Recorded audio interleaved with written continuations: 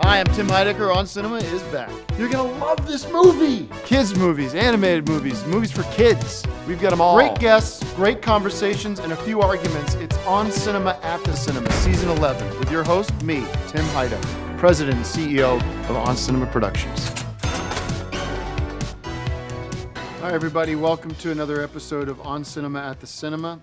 I'm your host, Tim Heidecker. Sort of a dark day here with the On Cinema family. I went to go see this so-called Mr. America with Tony, who you got to know a little bit in the movie after our broadcast last week, and deeply disappointed, I think would be the first way to say it. And Greg's here with me. Greg and I have been talking about this. And, this is one movie we agree on. Yeah, and it was a real hit job. And Josh Lorton is,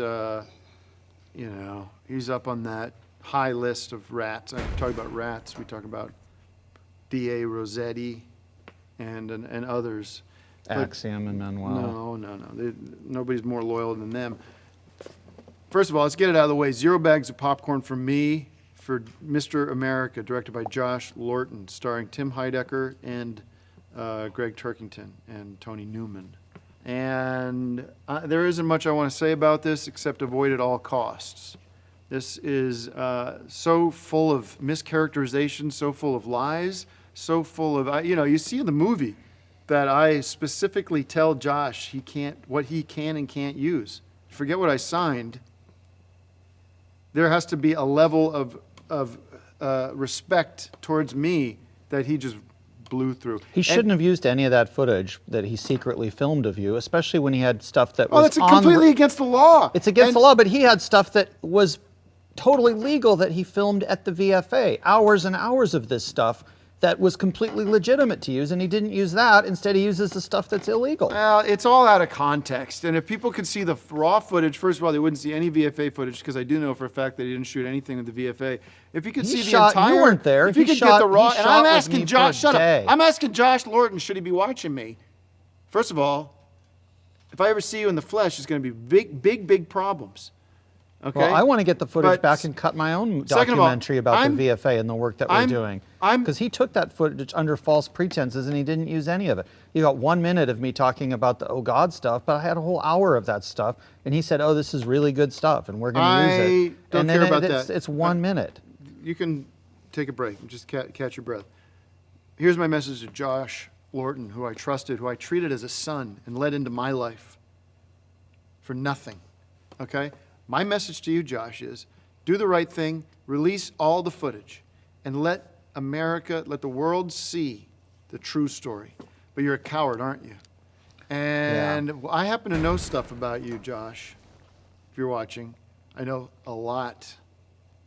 And we're going to see how that goes. We're going to see how that develops, because I know that he didn't know anything about the Oh God movies until I educated him about it. He's supposed to be this director. You should have a background in cinema. You should have taken some courses at least. I'm going to bring out... And I thought, well, this is good. I'm educating him about all this classic cinema so he can make classic cinema of his own. Well... And he did nothing of the sort and basically wasted my time. What's your review, by the way? I'm going to give it 3 bags of popcorn. It's definitely a very, very bad and very disappointing movie. Right. So stay away, and hopefully there'll be a hero out there who will take care of Mr. Lorton, and we'll see who that is. And who will rescue some of this footage, which no one's ever seen anything like this behind the scenes at the VFA, and also just learning about some of these classic movies. We went through the shelves, and I took some of these movies out, and I told the stories of the movies. It's almost like Popcorn Classics. The movie, Popcorn Classics, the movie. I must have talked to him about 50 different movies in great detail, expert information that we never have time for on this show because we're too busy showing commercials for Money Zap. He got all this great footage and then he just poured it down the drain.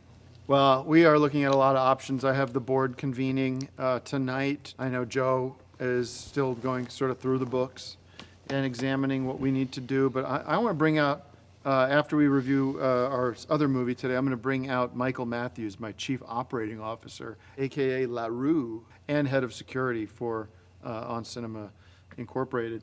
and we are going to talk a little bit about what we're going to do about Josh and whether we double down on our money zap loan, get some more liquid in. No. And we could look into that. Actually, it's actually an idea Joe had that we actually raise more capital and potentially try to buy the rights to the film, and then we can have all the footage and we can recut it and get it out there, get the true story out there. So we're looking into that. Let's get into Maleficent. Or even we could just redo it from scratch and just go back in. I mean, I probably don't want to talk about the same 50 movies that I already talked about with him, but we do 50 different movies and see how that comes out now that the format is established. All right, so stay away from Mr. America. The movie everyone should see this week is Maleficent, Mistress of Evil. Directed by Jock, casting by Allegian Jolie, Ellie Fanning, and Chiwetel Ejiofor. Maleficent and her goddaughter Aurora begin to question the family ties that bind them as they are now pulled apart by impending marriages, unexpected allies, and new dark forces. This is Maleficent. It's the story of Princess, the original Snow White, and this is a great movie. And this is the movie people should be running out to see. It's another Disney classic, and it's got a lot of interesting story elements to it.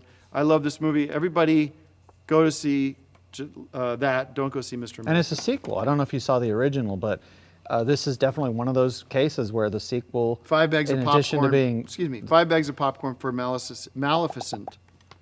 which sometimes the sequel is the second movie. You have the 2 in it, and the 2 should almost indicate how many times better it is than the original, because this is twice as good as the original. This is basically Sleeping Beauty meets Lord of the Rings. It's just great to return to this sort of fantasy world that we all aspire to inhabit. You've got the fairies and the pixies and some of these creatures and characters that really make a movie interesting. The kind of world where characters like Bilbo Baggins reign supreme. Although he's not in this movie, I feel his spirit is in this movie. And if you're a Hobbit head looking for a quick fix, this is your chance. I'm going to give it 5 bags of popcorn and a little sprinkling of pixie dust on top of the popcorn, which will sort of transport the popcorn into the realm of the fantastic. All right, well, let's bring out our next guest. He is a On Cinema board member, COO, Director of Operations and Security for On Cinema Enterprises. And we're going to see today the debut of Classic Movie Time, which is a segment. We're not going to be doing that today. Well, no, because you've postponed that. I want you to switch for Michael. We need more movie experts. AKA LaRue. So, Michael, thanks for joining me on the show It's today. good, my brother. I know it's been a busy couple of weeks. You're just getting up to speed. And, we have a lot to get to. First of all, your feelings about having seen Mr. America now and seeing how we can address the security concern we have right there with Josh Lorton. Absolutely. What we're going to do about that. We're going to do whatever you want done. That's right. You the man. You the boss. I got And your back. you've been sort of turning me on to sort of these this concept of who's really running things. Do we see evidence of that with Mr. America now that we have the film distributors now sort of dipping into kind of that alliance that you're so concerned about? I got some people working on that. Okay. So the reason I asked you to be here, we're going to introduce a brand new segment on Cinema on Defense. Here they come to break us down. Here they come to take the ground. Keep the wolves from the door. They've done before. Fighter, soldier, defender. It's the final gas. You're a defense weapons expert. You're a weapons expert. You have a lot of familiarities with firearms and everything. Correct. All right. So what we're going to do is just kind of feature this. Hopefully, is something we can do every week. We're going to feature a firearm, and folks, people ask me like, how do you square this with some of the Christian religious stuff here? First of all, it's right there in the First Amendment. It is all about freedom to protect the right to bear arms in the First Amendment. Look it up. And also, when you look at Scripture, we can easily find many references. I was looking at Luke. We all love Luke, one of the great gospel writers and apostles. And this is from Luke. I just pulled it out, but you can look it up. It's in the Bible. And it just says simply Luke 11:21. We all know this one. When a strong man armed keeps his homeland, his property is at peace. That's Luke talking. That's one of the guys that knew Luke Christ. with Paul Newman. And a number of other places where they say you got first thing before anything else is protect your family, protect yourself. That part. And when somebody like Josh Lorton comes around, I have to sort of protect myself in ways that aren't sort of I might have to do some preemptive self-protection. Don't you think? Right. Yeah, you So- don't need them kind of people. So let's take a look at our featured gun of the week. And this is, tell us a little bit about this baby right here. That's a Glock. This one you want to use for up close and personal. All right. Greg, these are not loaded, by the way. Nobody's a bigger expert on this than you, and so you've assured me. Well, that's what I'm saying. You can do this because it's not loaded. Yeah, right? yeah. There's nothing going on here. I mean, can't tell if there's anything in there, but you would normally be able to know that this is not something to be trifled with. Yeah, I have a little experience with this. Obviously, from Decker, you see me kind of coming in with a gun like this.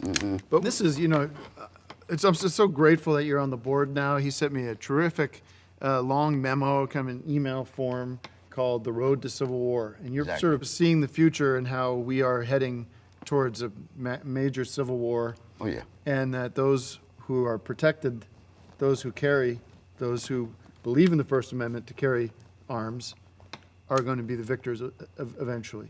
Yeah. That's really valuable stuff to know. And what a great person to have on my side in this, because you know so much about this. And so this is just a great weapon to have. We're going to be talking about other weapons on the show. And, combining those two things, the strong faith and strong loyalty to the company, and, frankly, strong defenses. Those are the three kind of key elements. That part. Yeah.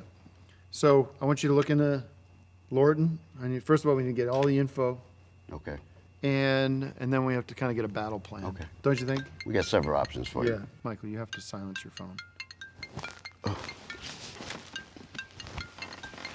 I had a phone. You gotta turn that off. Okay. We'll be back next week with more on cinema and more reviews.